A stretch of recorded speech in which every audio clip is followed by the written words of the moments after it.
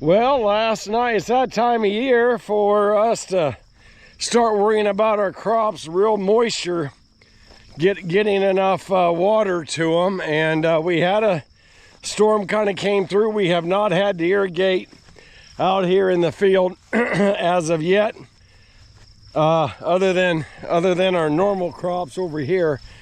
But we hooked up, Delia and I hooked up yesterday, or laid out our line, and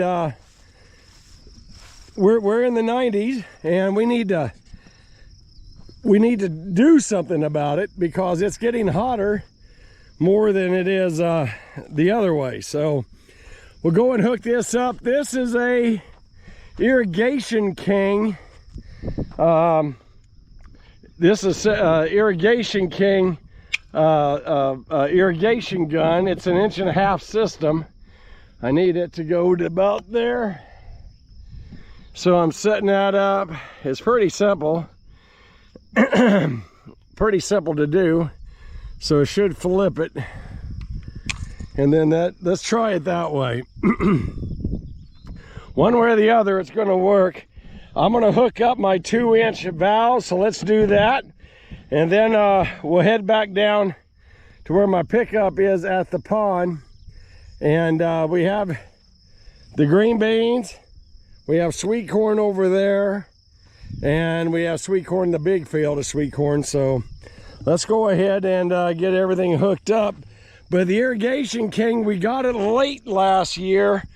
Unfortunately, not early enough to salvage anything, but we're not going to lose them now that we got the irrigation gun. So this is a heavy duty. It is made in India, but I don't know anybody in America making it. So for people of our scale, we don't need, I think we got $1,100 tied up in it. We have 2 300-foot hoses. I think that's the right, whatever it comes with, but it's a 300-foot hose. So we got 600 feet. So we can make it all the way to the top up there and that type of thing. But I don't know, without it, the next step is going to the farmer grade. We're talking a 6-inch hose and $2,500 for a used reel with no hose in it and all that. So let's go and hook this up. I'll show you guys how we're going to do it. Well, I broke that from Irrigation King. I couldn't quite get it on there, and as I was trying to pry it in, she snapped. So let's try an American made. Let's see if this one goes on. Yeah, I think I just had one that wasn't, the distance wasn't exactly right on that, but I have it, as you say, it shouldn't be that hard to do this. So anyway, I have the new hose on, and yeah, she's pretty tight. So let's go ahead and I guys can say, well, you get what you get when you do that, but this is what we got. So I'm down here at the pond. I'll show you our setup here.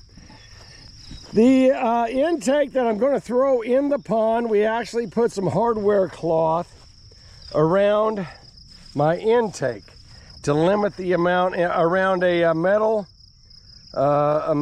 milk crate from years ago. So we have that, and that'll go right here, and then we'll hook up to there. You guys will see all that. The pump I'm using, and I bought it last year. We stored it in our heated shed. I drained it all, but I still stored it in the heated shed. This is a Pacer transfer pump. It's 195 gallons per minute. It's a 2-inch diameter. It's a SE2ULE 950. There's some negative stuff on there that it's more of a one-season type of a pump. Everybody's going to use their irrigation stuff or transfer a little different. I hope we get more than a year out of it. It's not that bad of a price. But gosh, in this disposable era, the last thing we want to do is, take good equipment and have it disposable, right? I mean, that's part. So, all right, so I have oil in it. I'm ready to go there. Everything's good. Everything's switched around. Let me go ahead and throw my intake into the pond here, and we'll go from there. Let me lay it all out.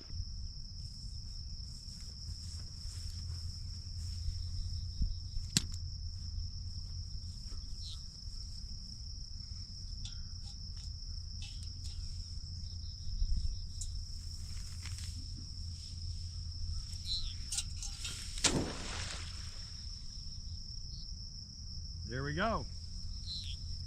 That's perfect.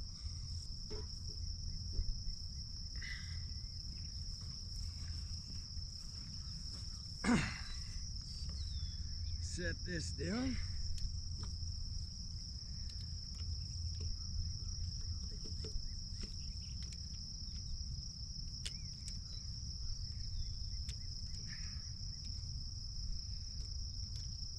There we go. Have that. Last but not least, I gotta aim this the proper way.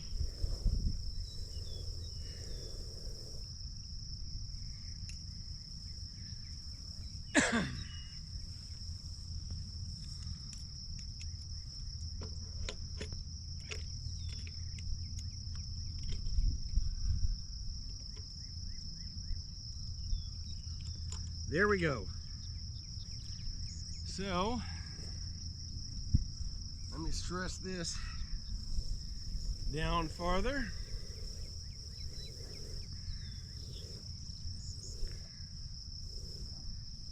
And we'll sweep this around.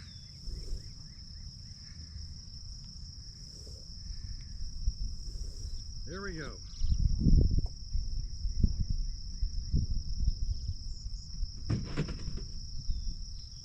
I'm going to fill this up with gasoline next.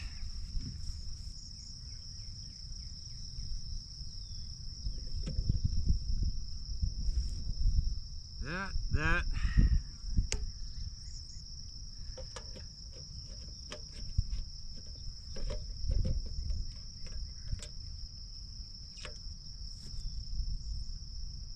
And now we have to prime it. Take that off, and we'll fill this up with water. Let's fill it up.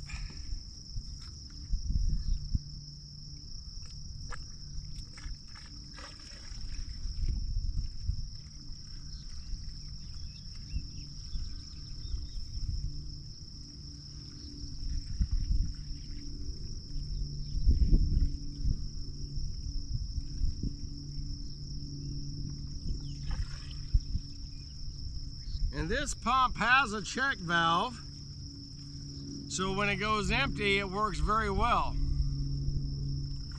to restart.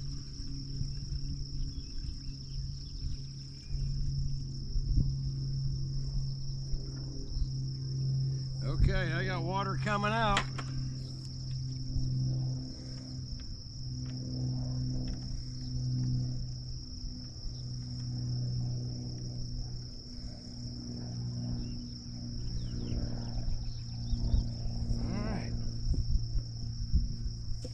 Now this pump hasn't ran since last year, so we'll see how we do. It's been a while since I've ran it, so let's go ahead. I got it in that position.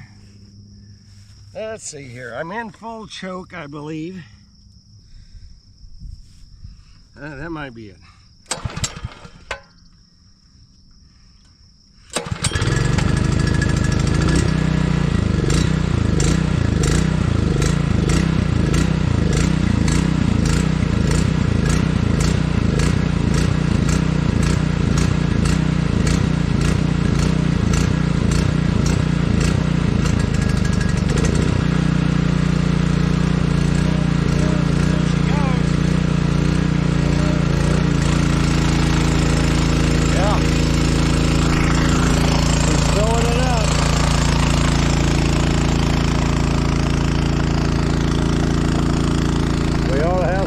Coming up here pretty quick.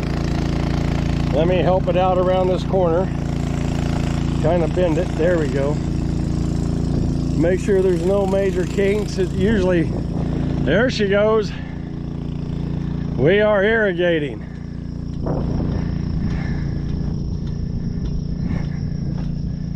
And just like that, we're in business.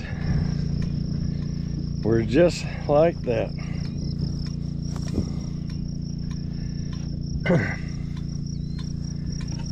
These will kind of straighten out on their own. I'm gonna help it a little bit. There we go. Open it up a little wider. But how about that?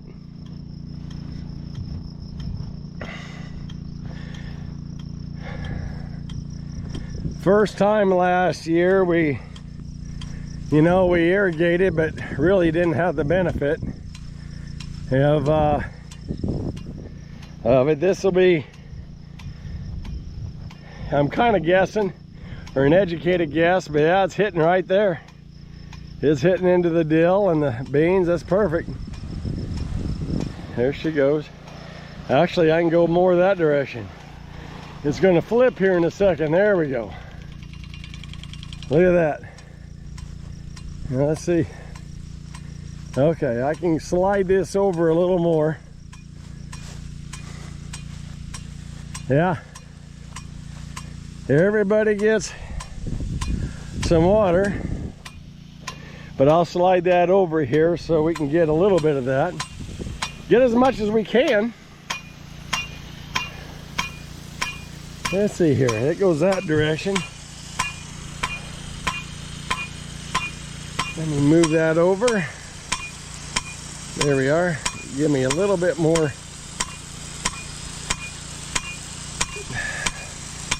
And if I want, you can bring this up, have it hit it a little bit more so it don't go quite as far. Yeah.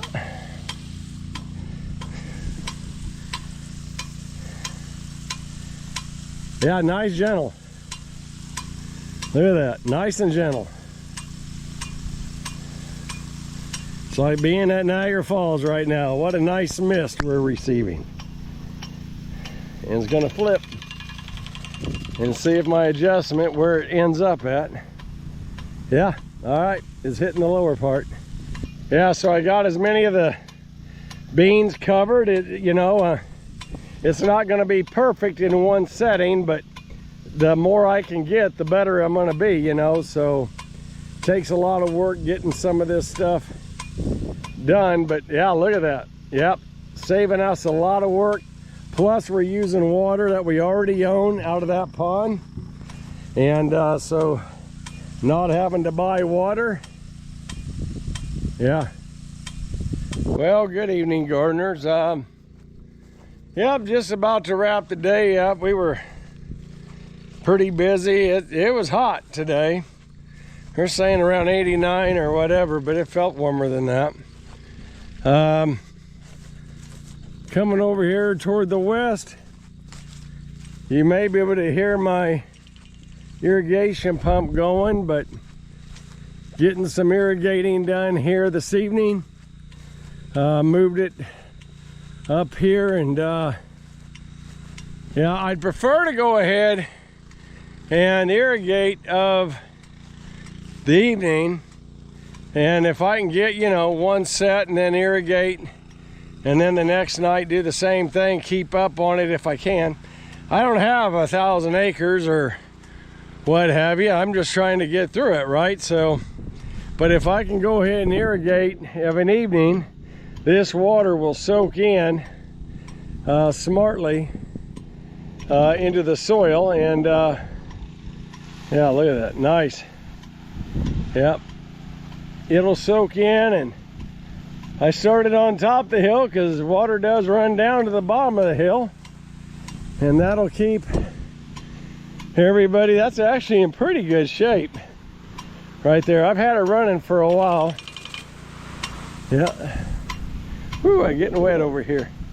Yeah, so probably got a good 1/4 inch or so on, and may go ahead and just shut her down. But I do want to make sure they have plenty of water. Now this water, like I said, water goes downhill. So in this case, I can't reach it all, but I can certainly make sure I can start on the high side and let the water kind of work its way down. Let's go down and see how close I am. As long as it ain't running off out of the cornfield, I'm in pretty good shape. And look at all this sweet corn right here, if you can see it. Yeah, look at that. It gets awfully close to here. We're real close. So I'm kind of missing a little bit here, but not much. Not much. This is pretty good. Okay, gardeners. Well, I have my Irrigation King irrigator set up. I am irrigating in the evening. There's a reason I want to do that, and there's a bigger reason I want to talk to you about is why am I irrigating right now? Let me step out. Well, I don't think I'm all right. I think you'll be fine. Yeah. I should be fine. Good. So I have my pollinator row here. I have my sweet corn here.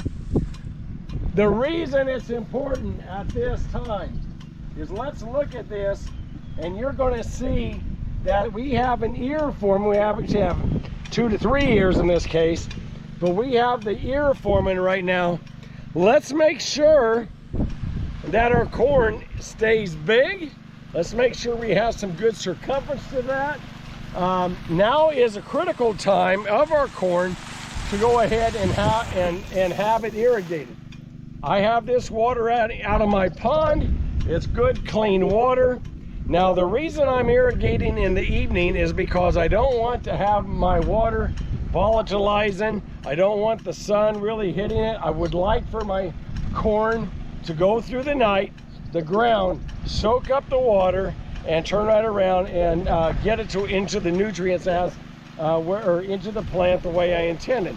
If I had to irrigate at 1 o'clock in the afternoon, I'm going to have a different situation to where all of a sudden some of my water is going somewhere else. So that's the purpose of getting the corn. It's important we don't shorten our corn if we have the capabilities.